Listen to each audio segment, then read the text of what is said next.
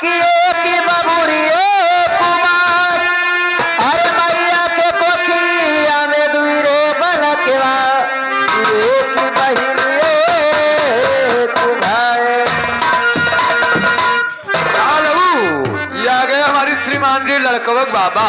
हाँ लड़कवा के बाबा बच्चे की नौछावर में हाँ 11 रुपए के नाम प्रदान कर रहे हैं, लेकिन क्या हमें लागत है सब्जी नाई बिकान है। लड़कवक बाबा सरमान है, खवावे पियावे में बाजा रहे। हमें तो लागत है हाँ। कि सब्जी नाई बिकान है, यही से 11 दिया था। अच्छा। अब 11 रुपए में हमारे दुई जनी का करी हे हजारीपुर तमने तो जनी होश की जने होश। हाँ तो हम जनी और जनिया दुई जने हाँ। खत्म का हमरे तू जनी हमरे जने खत्म। अब हम जनी और तू जने है, लेकिन ये मैं न ठिकाई। हाँ तो कौन है? हेलो कैसे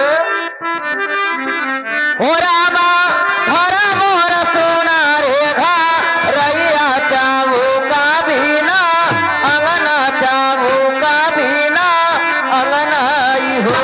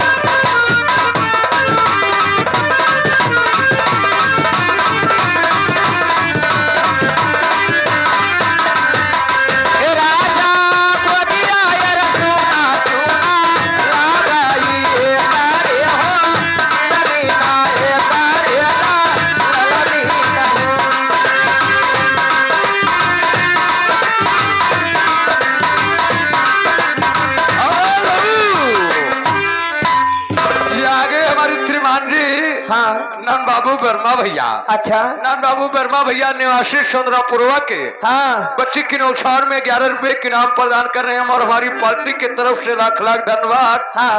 आपकी क्या ख्याल फरमाइश कोई बेहतरीन शोहर की? तो हर पीछा छोड़ी है ना ना पीछा काहे छोड़ी है, इतना दूर से आया है दे दो कि कुछ मजा आ जाए। हो रामा गोदिया यार सोना सोना लगाई कार्य हो दिल बिना कार्य बा लगना हो।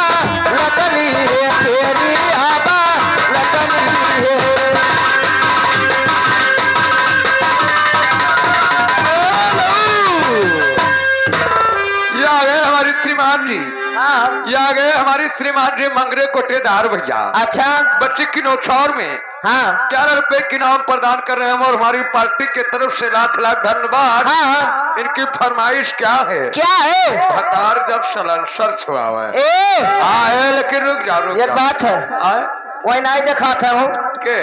अरे वो नहीं हमारे नंदोई जी।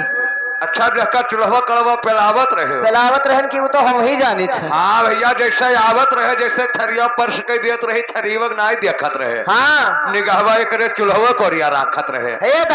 हमारे चूल्हा की चूल्हा अरे वह तोहरे चूल्हा का खाना तो बनाते तब चूल्हा हमार बोली के तहार। अच्छा हाँ लेकिन भाई साहब के कहना क्या है मंगरे कोटेदार भैया की भतार जब सलंसर छुआवे अच्छा अब भैया का कहना क्या है कि बेदर्दी दगा देख के चला गए। अच्छा हाँ फरमाइश सबका होगा भैया, आप लोग शांति का बच्चे बनाए रखे।